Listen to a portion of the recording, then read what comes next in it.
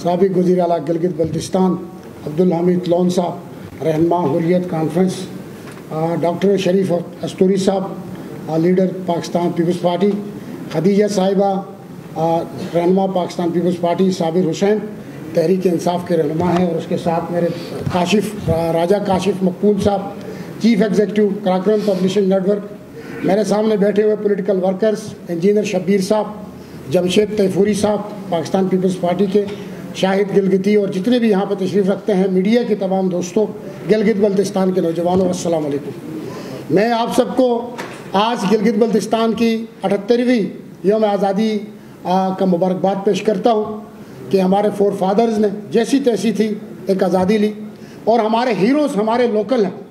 अंग्रेज़ ने हमारी मदद की, अगर रशिया के खौफ से, रूस की खौफ से, तो भी लीडर्स हमारे थे, बगावत हमारे लोगों ने की। अगर मेजर ब्राउन ने भी हमारी आज़ादी का सपोर्ट किया तो वो एक सपोर्टर थे, लेकिन गिलगित बल्तिस्तान की आज़ादी के हीरोज़ कर्नल हसन खान, बाबर खान, शाह खान, सफ़ीउल्लाह बेग और बख्तावर हैं, और रहेंगे क़यामत तक, हमारी नस्लों के रहनुमा हैं। तो आज गिलगित बल्तिस्तान भर में भी वज़ीर आला गिलगित बल्तिस्तान हाजी गुल खान साहब की हिदायत की रोशनी में तमाम अज़ला के अंदर जंग आज़ादी की तकरीबात का इनेकाद हो चुका है। सदर पाकिस्तान आसिफ अली जरदारी गिलगित में है, और आज एक शानदार तकरीब वहाँ पर मुनक़िद हुई है। गिलगित बल्तिस्तान के लोगों को जोड़ने के लिए ये दिन बहुत अहमियत का हामिल है, और इस दिन की मुनासबत से गिलगित बल्तिस्तान के नौजवान मिल बैठते हैं, और इसी जज्बे के साथ कि हमारे फोर फादर्स ने उस दौर में जिस हिसाब से रिवोल्ट किया था उस खित्ते को, और जिस जज्बे के साथ किया था कि पाकिस्तान का मतलब क्या, ला इलाहा इल्लल्लाह, ये वो बुनियादी जज्बा था जिसने वहाँ के लोगों को प्रोवोक किया था।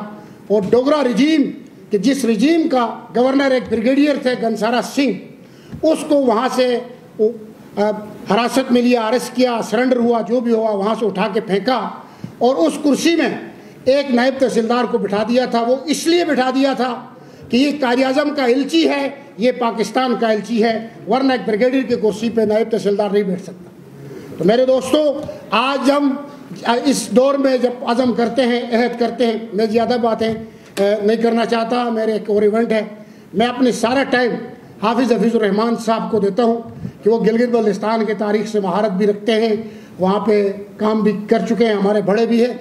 तो मैं मुख्तसर सी बात ये कहूँगा कि आज जो आज़ादी की हिस्ट्री है वहाँ पे 47 से लेकर आज तक जो पॉलिटिकल एवोल्यूशन है, जो इर्तिका है, वो सफ़र तो हमने किसी न किसी तरीके से तय किया कि 47 में क्या थे, अयूब खान के ज़माने में किस तरह के इंतखाबात हुए, 70s में क्या वहाँ पर रिफॉर्म्स आए जुल्फ़िकार अली भुट्टो की ज़माने में, उसके बाद 80s में, 90s में, फिर 2010 की दिहाई में जाके आपको एक इंतज़ामी प्रोविंस मिलता है। जिस तरह कराची एग्रीमेंट की बातें हुई, ये माजी के गिले शिकवे हैं और रहेंगे। ये सवाल हमेशा हम पूछते रहेंगे कि कराची एग्रीमेंट के अंदर हम क्यों नहीं थे, लेकिन मैं आपको ये कहना चाहता हूँ कि गिलगित बल्तिस्तान में एक सियासी सफ़र हुआ है, और उस सियासी सफ़र के नतीजे में आज एक एडमिनिस्ट्रेटिव प्रोविंस है। उसी सियासी सफ़र के नतीजे में एक वज़ीर आला, एक गवर्नर वहाँ पे बैठते हैं। उसी सियासी सफ़र के नतीजे में आज फेडरल के इदारों में प्राइम मिनिस्टर, प्रेसिडेंट हाउस तक वहाँ के डायरेक्ट एक्सेस है। वो एक्सेस जो वज़ीर उमूर कश्मीर तक महदूद थी, आज वहाँ तक गई है।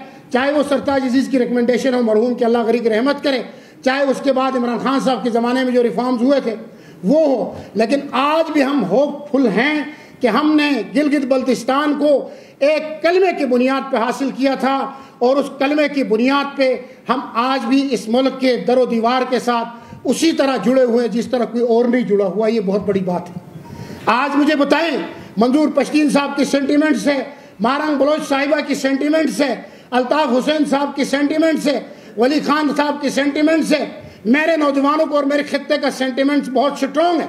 स्ट्रॉन्ग ग्रीवेंसेस के बावजूद आज भी हमारे नौजवान सीने पे गोलियां खाते हुए पाकिस्तान का परचम उठाते हैं, और ये हमारा प्राउड है और हमेशा रहेगा इंशाअल्लाह। मैं समझता हूँ कि गिलगित बल्तिस्तान के लोगों का ये जज्बा किसी तारीफ का और तारुफ का मोहताज नहीं। हम अपना कर्ज उतार रहे हैं और इस मुल्क के साथ अपना फ़र्ज निभा रहे हैं। ये धरती है, ये मुल्क है, तो गिलगित बल्तिस्तान एक्सेल करेगा, प्रोग्रेस करेगा। नहीं है तो मैं भी नहीं, आप भी नहीं, पाकिस्तान भी नहीं, गिलगित बल्तिस्तान भी नहीं है।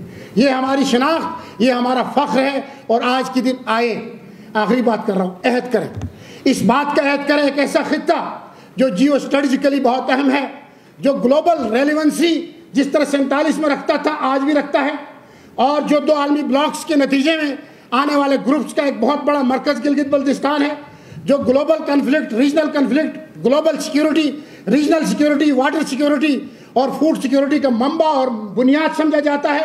उस खित्ते के लिए ज़रूरी है कि हम अपनी रिस्पॉन्सिबिलिटीज़ को समझें, वहाँ की फॉल्ट लाइन्स को समझें। 47 से लेकर आज तक हमने 1400 लोगों को सेक्ट के बुनियाद पर कत्ल किया है, बेगुनाहों को।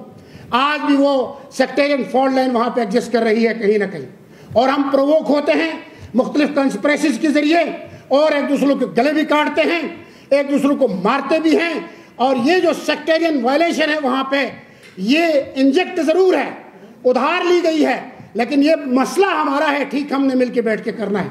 और आज इसी बुनियाद पर गिलगित बल्तिस्तान डिवीज़न होता है, चाहे वो पॉलिटिकल ओहदों की तकसीम हो, चाहे जुडिशरी के ओहदों की तकसीम हो, चाहे किसी और मामले में हो। वो कहते हैं जनाब इसको इस फिरके से लिया जाए, इसको इस फिरके से लिया जाए। कब तक वहाँ मेरिट प्रिवेल करेगा? कब तक इन सोचों से हम बाहर निकलेंगे? कब तक हम वहाँ पे एक दूसरे के साथ मिल बैठ के उस खित्ते को इंसानी बुनियादों पर हम तामीर करेंगे? तो आए अहद करें कि आज के दिन की मुनासिबत से जो सूरज आज़ादी का 47 में शुमाल की पहाड़ों से अफुक से तुलू हुआ था, उस सूरज के साथ आज एक बार अपना अहद निभाएं कि अहद करें गिलगित बल्तिस्तान को हम सच और झूठ की तफरीक करें, मेरिट की बालादस्ती करें, और जो भी शरपसंद है, चाहे जिस भी तबके से है, उसको शरपसंद कहें, उसकी सहूलतकारी न करें, उसके साथ खड़े न हो जाएं और आप उनसे सेपरेट हो जाएं और एक होकर गिलगित बल्तिस्तान की अमन, तरक्की और खुशहाली के लिए आगे बढ़ें। मेरे दोस्तों, गिलगित बल्तिस्तान इस वक्त बहुत प्रोग्रेस करेगा। वसाइल, पोटेंशियल, सारी चीज़ें, जिम्मेदारियां हमारी हैं और इन जिम्मेदारियों को समझते हुए आगे बढ़ें। मीडिया के दोस्त, राइटर्स, लिखने वाले सारे, आप गिलगित बल्तिस्तान की तामीर और तरक्की में, पाकिस्तान की तामीर और तरक्की में, और जिस तरह ऑपरेशन बुनियानुल मरसूस हुआ और जिस तरह हिंदुस्तान के जवाब दिया गया और जिस तरह इस खित्ते में जो बहुत बड़ा बॉर्डर गिलगित बल्तिस्तान में लिंक करता है, सियाचिन वहाँ पे है, ऐसे माहौल के अंदर गिलगित बल्तिस्तान भी किसी खतरात से खाली नहीं रहता। लेकिन वहाँ के लोगों का जज्बा ये है कि जिस तरह 47 में नरेंद्र मोदी के नस्ल को वहाँ से भगाया गया था, आज भी उस जज्बे के साथ अफवाज पाकिस्तान के साथ, दिफा के इदारों के साथ वहाँ के लोग पूरी ताकत के साथ खड़े हैं जो उनकी बिसात में है।